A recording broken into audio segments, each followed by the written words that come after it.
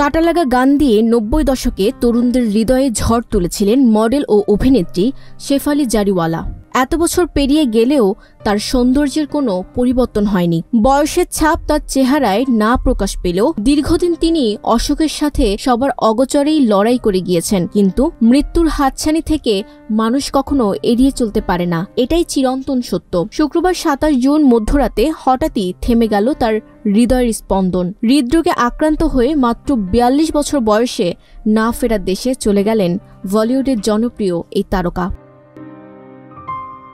ঘটনার দিন অসুস্থতা অনুভব করার পর তড়িঘড়ি করে তাকে মুম্বাইয়ের বেলভিউ মাল্টি স্পেশালিটি হাসপাতালে নিয়ে যাওয়া হলে চিকিৎসকেরা জানান হাসপাতালে পৌঁছানোর আগেই তার মৃত্যু হয়েছে। বর্তমানে তার মরদেহ কুপার হাসপাতালে ময়নাতদন্তের জন্য রাখা হয়েছে। টাইমস অফ ইন্ডিয়া ও মুভি টকিজের খবরে বলা হয়েছে, শেফালির স্বামী পরাগ ত্যাগী ও তার ২ ঘনিষ্ঠ বন্ধু মিলে তাকে হাসপাতালে নিয়ে যান।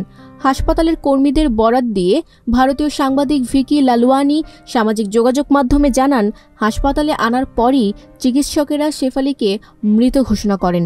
হৃদরোগ বিশেষজ্ঞ লুলাও এই বিষয়টি নিশ্চিত করেন। News desk, news flash 71।